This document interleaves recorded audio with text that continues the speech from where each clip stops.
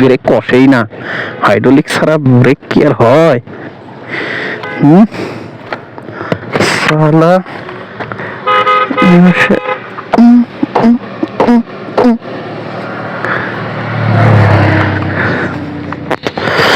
আরে কি বলবো রে ভাই।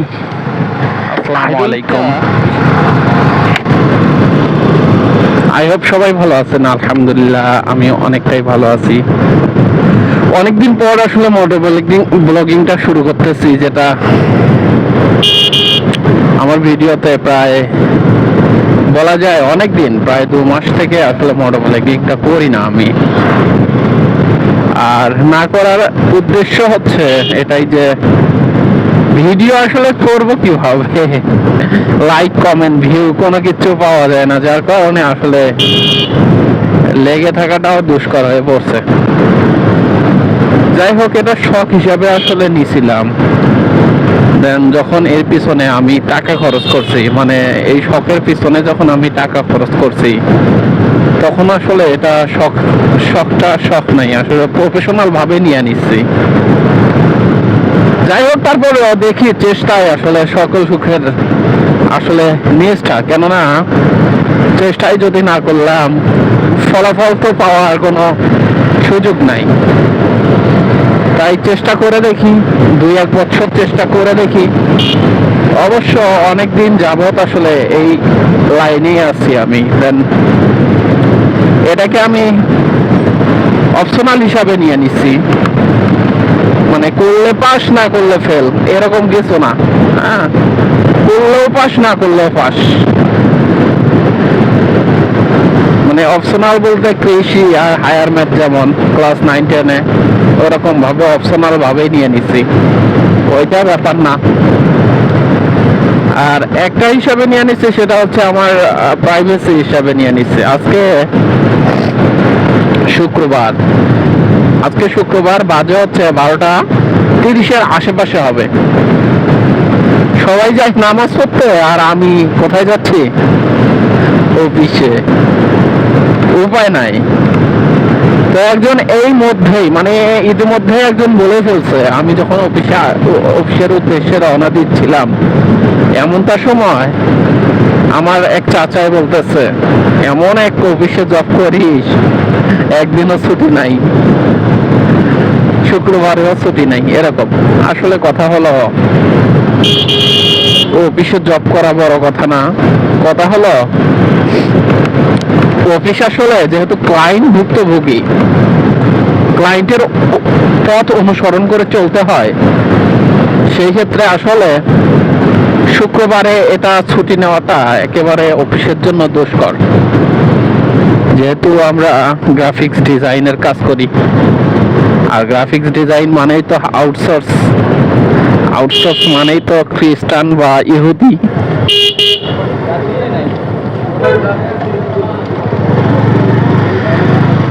তো ইহুদিরা যেহেতু শুক্রবারটা আসলে বন্ধ কাটায় না, ওনারা হচ্ছে রবিবারের আসলে ওনারা বন্ধ কাটায়, সেই ক্ষেত্রে ওনাদের সঙ্গ দিতে হয় আমাদেরকেও। এই যে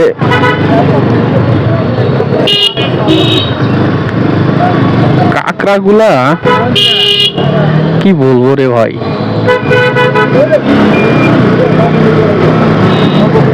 এমনি চিপাই চাপাই দিছে ঢুকিয়ে, আর এই পেছনটাকে এই যে হর্ন দিচ্ছে, কি যে তাল, ওর বইয়ের ডেলিভারি হবে এমন অবস্থা। মানে পিছনে যখন কেউ হর্ন দেয়, বারবার হর্ন দেয়, এমার্জেন্সি মনে হয় যে ও খুব এমার্জেন্সি ভাবে যাবে, এই জন্য সাইড দিতে হয়।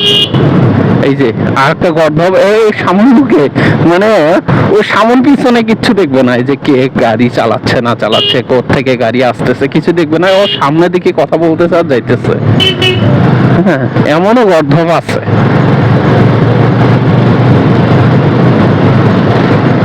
গাড়িটা আসলে খুব বিরক্তিকর মনে হচ্ছে ইদানিং, কেননা কোথায় কোথায় যেন আটকাচ্ছে। এইদিকে এক জায়গায় ফাঁকায় দাঁড়াইতে হবে। আমার মনে হয় হাইড্রোলিকে প্রবলেম হইতেছে, বারবার ক্যাচ ক্যাচ ক্যাচ ক্যাচ একটা শব্দ হইতেছে। এই কুত্তা, তোরে এলিমিনেট করে দেব। কি একটা বলে ফ্রি ফায়ারে, এলিমিনেট।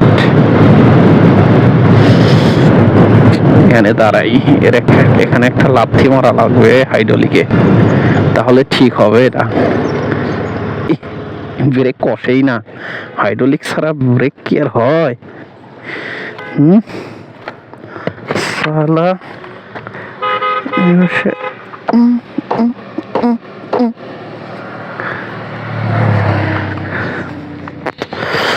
আরে কি বলবো রে ভাই, হাইড্রোলিকটা বিশেষ করে কোন গাড়ি, আসলে সব গাড়িতে হয় কি না হয় আমি জানি না, তবে ডিসকভার গাড়িগুলো আমি যতটা দেখছি, আমি ডিসকভার গাড়িগুলোর হাইড্রোলিক এতটা প্রবলেম করে যেটা মেনে নেওয়ার মতো নয়। আপনি যারা হচ্ছে খুব কম পরিমাণে গাড়ি চালায়, এই ডিসকভার গাড়িগুলা হয়তোবা বৃষ্টির মধ্যে বের করে না, তারা হয়তোবা এই সমস্যাটা ফেস করবে না।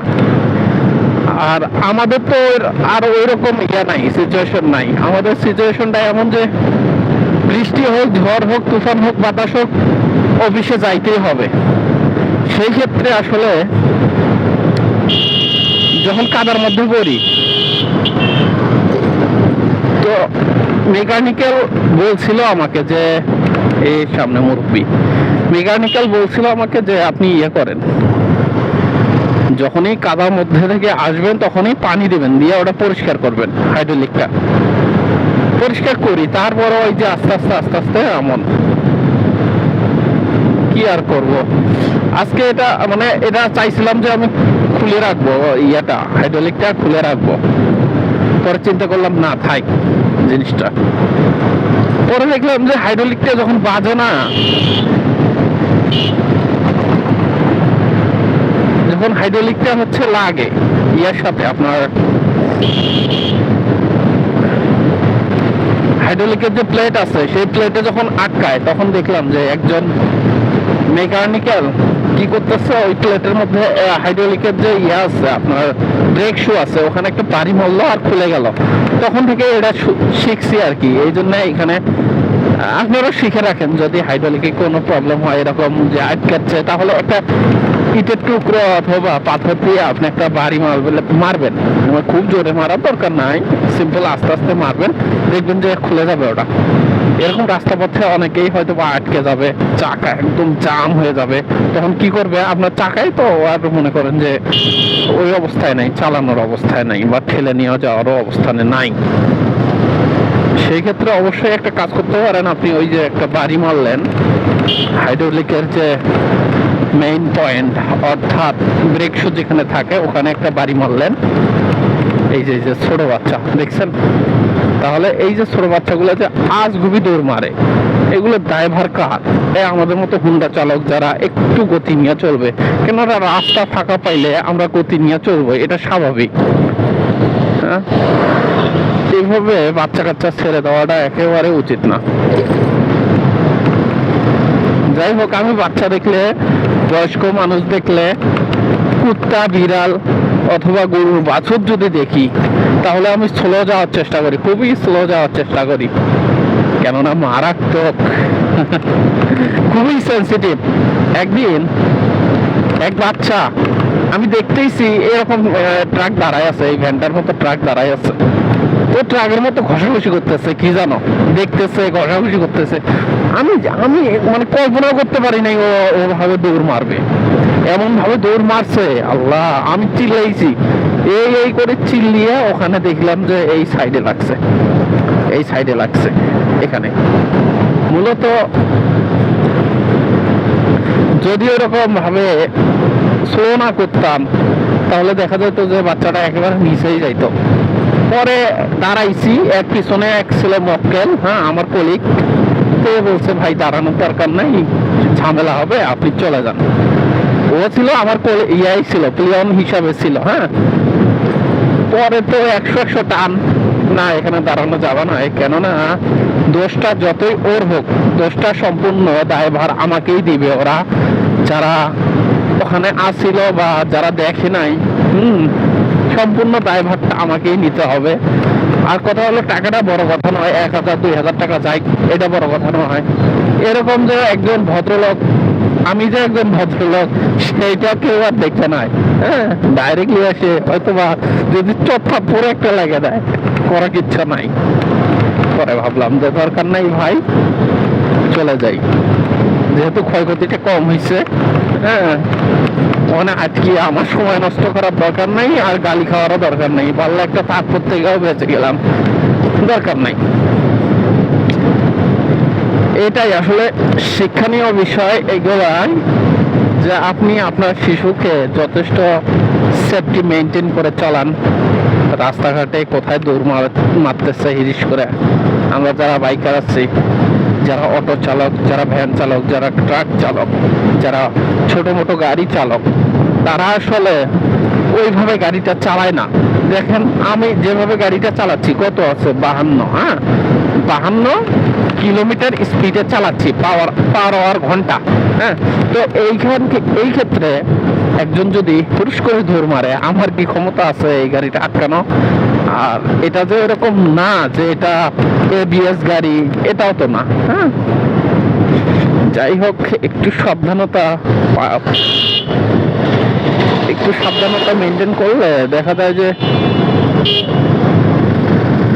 যে গাড়ি চালক সেও বিপদ থেকে রক্ষা পাইল, আপনাদের সন্তানরাও বিপদ থেকে রক্ষা পাইল। অনেকের ক্ষেত্রে এরকম আছে যে কেউ কেউ কোনো বাইকার যে খুব হাই স্পিডে গাড়ি চালায়, ওদের কথা হিসাবটা বাদ।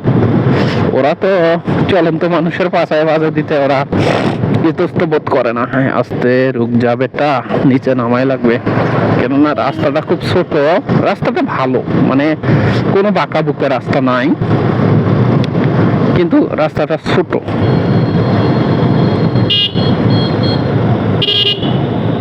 নে নে নে নে এ এ